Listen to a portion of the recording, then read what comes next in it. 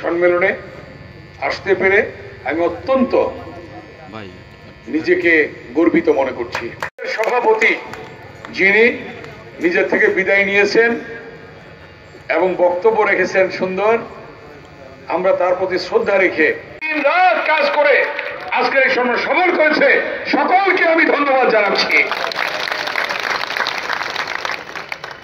ফলাফল ঘোষণার জন্য তার নির্দেশে এখন আমরা ফলাফল ঘোষণা করতে চাই। ঠিক আছে, আবার বলছি, ঐক্য ঐক্য ঐক্য ঐক্যবদ্ধ থাকবেন। ঠিক, তাহলে আমি এখন কমিটি ঘোষণা করতে পারি। সাংগঠনিক সম্পাদক পদে 3 জন। প্রথম হয়েছেন মোহাম্মদ রবিউল ইসলাম,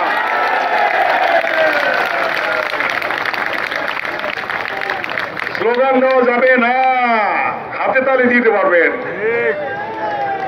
প্রথম হয়েছেন রবিউল ইসলাম। দ্বিতীয় হয়েছেন মনির আহমদ সিদ্দিকী বাচ্চু, দ্বিতীয়। 3 জন তো, তাই না?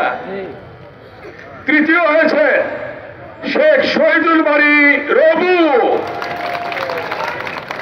ঠিক আছে, সাধারণ সম্পাদক পদে বিনা প্রতিদ্বন্দ্বিতায় নির্বাচিত হয়েছেন দেলোয়ার হোসেন খোকর। সভাপতি পদে নির্বাচিত হয়েছেন অ্যাডভোকেট সৈয়দ সাবিরুল হক সাবু।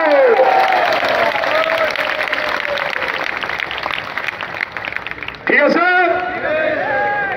ঐক্যবদ্ধভাবে কাজ করবেন। জিয়া পরিবারের সদস্য আপনারা, আগামী দিনে এই দলকে ক্ষমতায় আনতে হবে আপনাদেরই। ঠিক আছে, সকলকে ধন্যবাদ।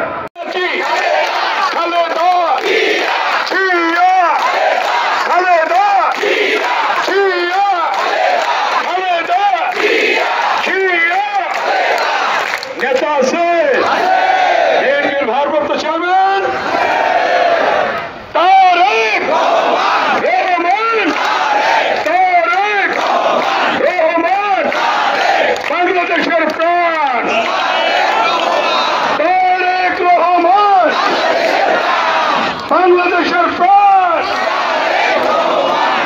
হৃদয়ে বহমান তারেক রহমান, হৃদয়ে বহমান।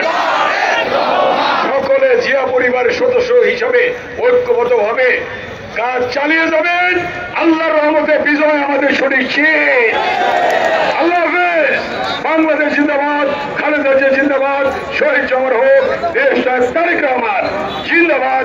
ধন্যবাদ যশোর জেলা বিএনপি এবং সকল অঙ্গ সংগঠনকে ধন্যবাদ। আজকের এই কাউন্সিল প্রক্রিয়া অত্যন্ত তীব্র প্রতিদ্বন্দ্বিতাপূর্ণ হয়েছে।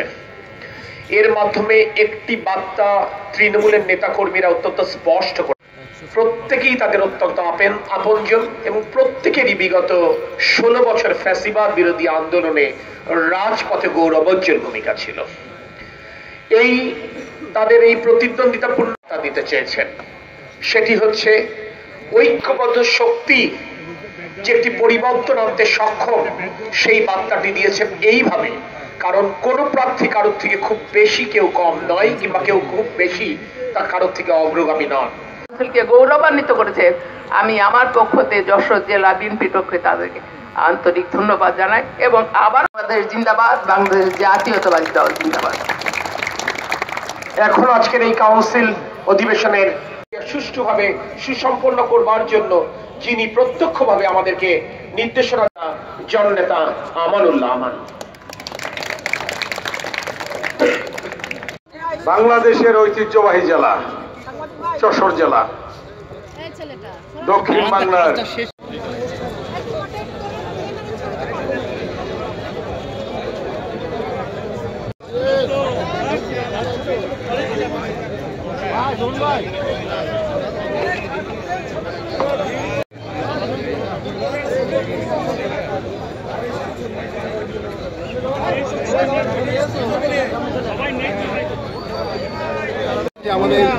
পার্টির আভ্যন্তরীণ একটি নেতা নির্বাচন। কেবলমাত্র দ্বিবার্ষিক সম্মেলন হিসাবে 2 বছরের জন্য সংশ্লিষ্ট নেতৃবৃন্দ যারা নির্বাচিত হয়েছেন বলে ঘোষণা করেছেন তারা পার্টির দায়িত্ব পালন করবে। আমরা মনে করি এখন যারা আমরা দায়িত্ব দিয়েছি বা আমাদেরকে কর্মীরা আমাদেরকে যে দায়িত্ব দিয়েছেন খুব কঠিন কাজ, এবং এই দায়িত্বটা নিষ্ঠার সঙ্গে, সততার সঙ্গে এবং সকল নেতাকর্মীর সমমর্যাদা দেওয়ার যে মানসিকতা, সেগুলো নিয়েই আমরা আগামী দিনে পথ চলব। আমি প্রত্যাশা করি আগামী দিনে বাংলাদেশের যে একটি নির্বাচনের প্রত্যাশা জনগণ করছে, বাংলাদেশের মানুষের যে সমস্ত ন্যায়সঙ্গত দাবির জন্য লড়াই করেছে সেগুলো বাস্তবায়নের জন্য বাংলাদেশ জাতীয়তাবাদী দল যে কাজ করে এবং যে কর্মসূচি দেবে সেই কর্মসূচিকে আমরা বাস্তবায়ন করব। এবং